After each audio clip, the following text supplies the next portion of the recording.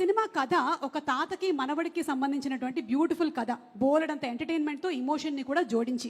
మరి అలాంటప్పుడు ఇక్కడికి విచ్చేసినటువంటి మన బ్రహ్మానందం గారి ఒక్కసారి పిక్చర్స్ చూద్దామా? అంటే ముందుగా రాజా గౌతమ్తో మొదలు పెడదాం. రాజా గౌతమ్ కూర్చోండి. గౌతమ్, ఫస్ట్ మీ తాతగారి ఫొటోస్ చూద్దామా? అంటే సినిమాలో తాతగారు కాదు, ఒరిజినల్ తాతగారు. Let's have the picture please. Yes, ఏమైనా చెప్పాలనుకుంటున్నారా మీ తాతగారు అండ్ మీ నాన్నమ్మ గారి గురించి? అంటే నేను పుట్టినప్పటి నుంచి నాకు వాళ్ళతో పరిచయం లేదు. నేను పుట్టినప్పుడు ఆయన లేరు. ఓకే. బట్ నాన్న చెప్పడం చాలా విన్నానండి. వాళ్ళ గురించి ఎంతెంతో చెప్పేవారు. ఆ ఎక్స్పీరియన్స్ ఉంది అంతే. ఓకే, అయితే నాన్నగారిని అడుగుతాను నేను ఒకసారి. బ్రహ్మానందం గారు, ఒకసారి మీ అమ్మగారు నాన్నగారి గురించి జస్ట్ అంటే. అమ్మా నాన్నల గురించి చెప్పడం అంటే దేవుడి గురించి చెప్పినట్టే ఒకటి. పైగా మా అమ్మా నాన్నలు మామూలు అమ్మా నాన్నలు కాదు. ఒకవైపు పేదరికం, ఒకవైపు పెద్దరికం పంచుపుట్టినటువంటి అమ్మా నాన్నలు. వాళ్ళు నా తల్లిదండ్రులని చెప్పుకోవడానికి, నా జీవితాన్ని ఒక మార్గం వైపు నడిపించడానికి మా నాన్న చెప్పిన మాట ఒక్కటే ఒకటి గుర్తుంది, ఇప్పటికీ చెప్పాలనిపిస్తుంది. ఎక్కడైనా చెప్తుంటాను కూడా, నాన్న నీకంటే నేను ఎక్కువ చదువుకోలేదురా, కానీ నాకు తెలిసిన విషయం ఒకటి చెప్తాను. ఏంటంటే, ఒక మనిషి 18 రోజులు ఆహారం లేకపోతే చచ్చిపోతాడు నాన్న, కానీ 17 రోజుల వరకు don't stretch your hand to anybody. On 18th day నువ్వు ఎవరినైనా అడిగి తెచ్చుకోవచ్చు, అప్పటి వరకు అడగొద్దు, లేకపోతే ఈ 17 రోజులు చచ్చిపోతున్నట్టే ఉంటుంది నాన్న అని చెప్పాడు. స్టిల్ ఇవాళ వరకు ఎవరు నా జీవితంలో లెక్చరర్గా చేసిన దగ్గర నుంచి ఇప్పటి వరకు నేను అప్పు చేసి కానీ, అప్పు ఎప్పుడు తీరుస్తారని ఎవరిని అడగటం కానీ నాకు తెలియదు. అది మా నాన్న అమ్మ నాకు నేర్పినటువంటి ఒక అద్భుతమైన పాఠాలు.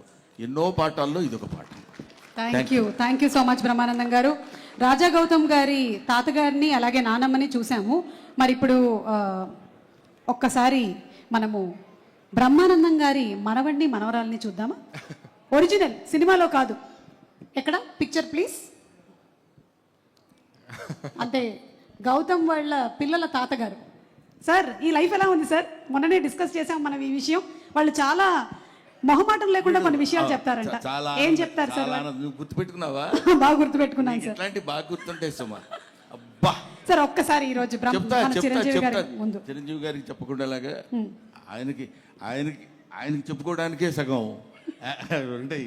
దాన్ని ఏమంటారు, ఏంటో ఆయన గురించి ఏదైనా మాట్లాడటానికి 40 ఏళ్ల క్రితం భయం పడిపోయింది. అవునా? 40 ఏళ్ల క్రితం ఏం భయం పెట్టారు? భయపెట్టడం అంటే ఏంట్రా అని కాదు. ఇప్పుడు నిన్ను చూడగానే రాజీవ్ భయపడుతుంటాడు చూడు, అలాగా. అంటే నీకు ఈజీగా అర్థమైపోయింది చూసినప్పుడు. అలాగా ఆయన is such a legendary personality.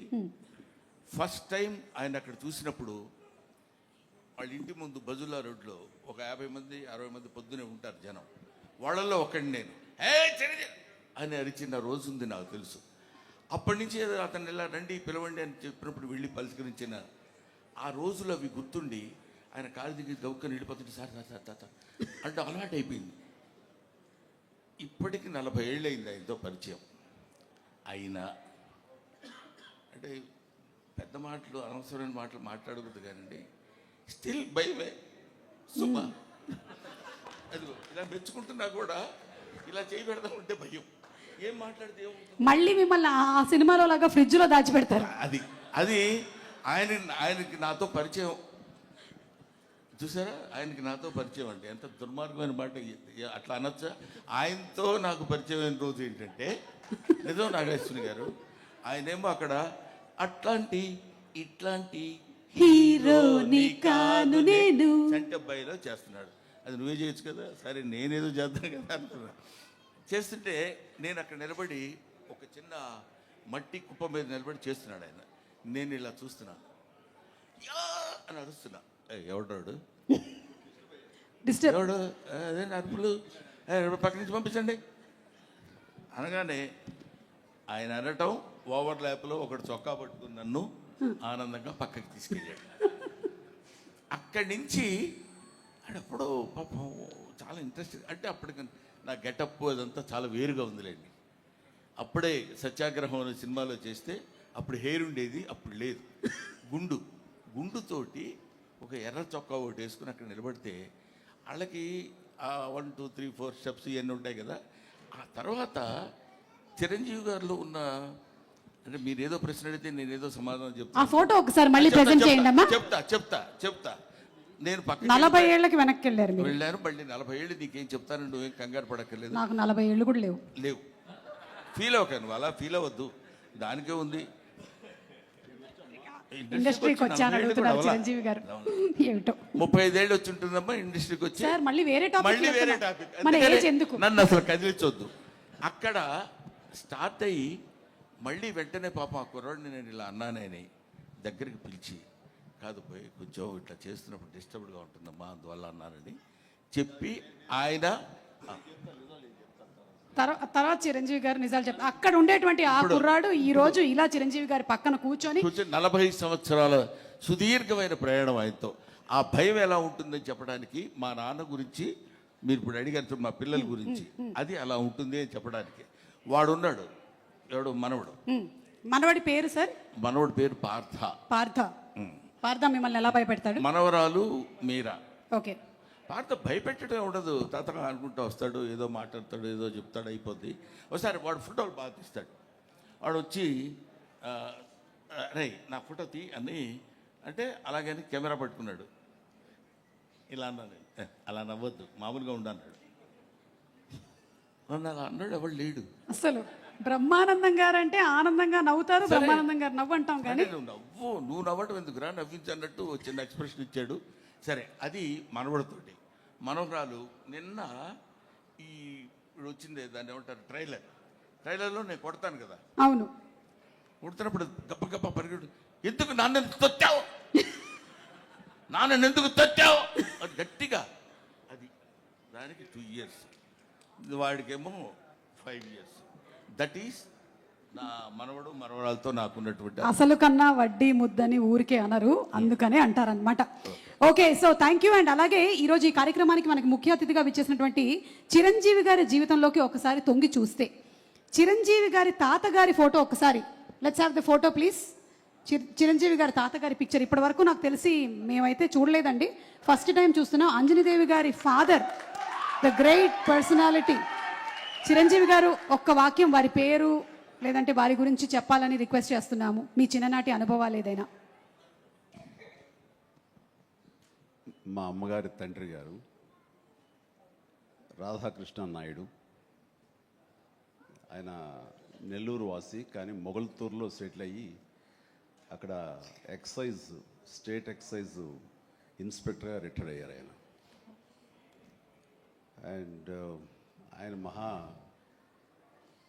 నీకు ఎవరు పోలికలైనా ఎవరి బుద్ధి అని రావచ్చు, కానీ ఆయన బుద్ధులు మాత్రం రాకూడదురా అనేవాళ్ళు. ఎందుకంటే ఆయన రసికుడు.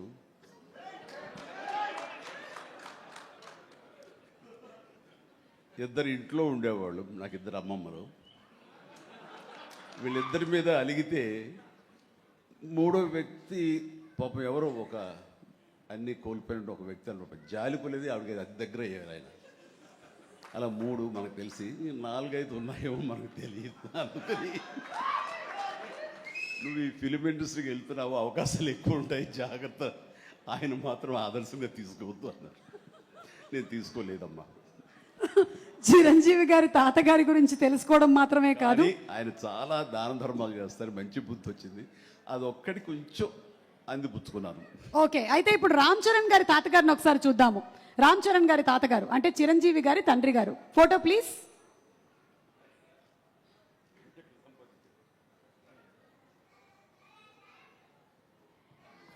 అమ్మా ఎస్, చిరంజీవి గారు ఈ ఫోటో వెనకాల ఏదో ఒక చిన్న స్టోరీ ఉందంట.